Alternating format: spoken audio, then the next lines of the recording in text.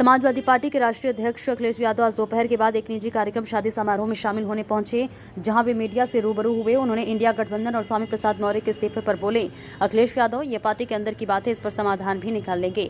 पल्लवी पटेल की नाराजगी पर बोले अखिलेश यादव ने कहा कि यह समय है नाराजगी का और नाराज होना भी चाहिए।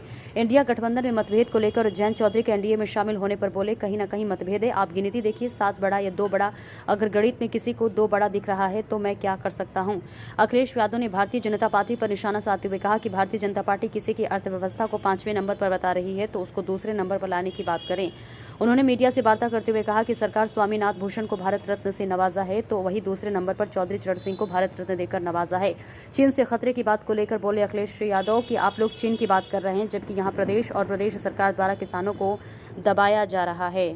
समाजवादी पार्टी के स्वामी प्रसाद मौर्य जी उन्होंने अपने पद से इस्तीफा दिया है और उन्होंने कहा है कि जो मैं बयान देता हूं उसको पार्टी निजी बयान बता देती है और जबकि और लोग बयान देते हैं वो पार्टी का बयान। ये इस संबंध में मैं प्रेस को कह चुका हूं, ये पार्टी के अपने अंदर की बात है और इसके समाधान भी निकाल लेंगे।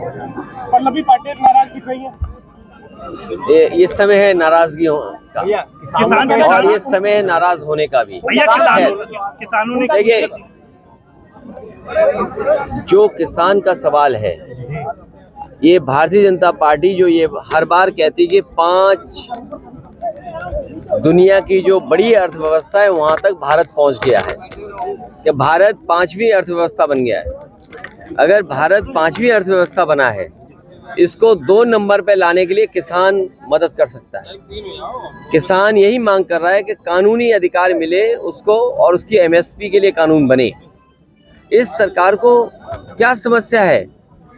जो सरकार ये कहती है कि हम दुनिया में अपनी 5वीं अर्थव्यवस्था पे पहुंच गए हैं, यही अर्थव्यवस्था 2 पर 1 पर पहुंच सकती है अगर किसानों को एमएसपी मिल जाए, उनकी आय 2 गुनी का कार्यक्रम बन जाए, जो भारतीय जनता पार्टी ने अभी तक बनाया हो। ये वही भारतीय जनता पार्टी है जिसने अभी कुछ दिन पहले स्वामीनाथन जी को भारत रत्न दिया, इस देश के बड़े किसान नेता चौधरी चरण सिंह जी को भारत रत्न दिया।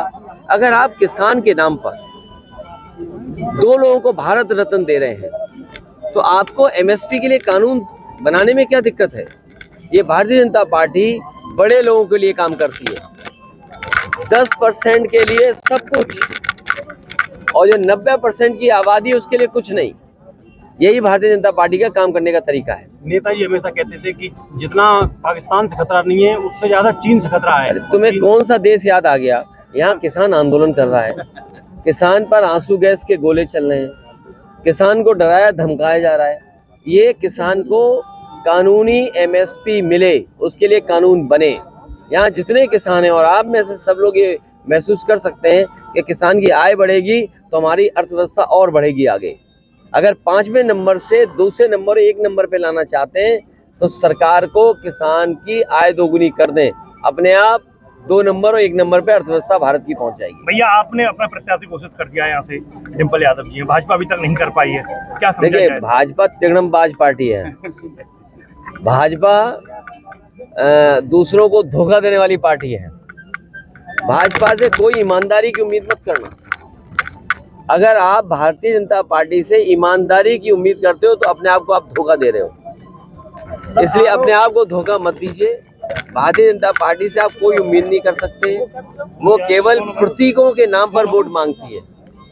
समाज में कोई झगड़ा करा देगी, समाज को बांट देगी, खाई पैदा कर करके, नफरत फैला करके, झूठ बोल करके वो वोट मांगना चाहती है।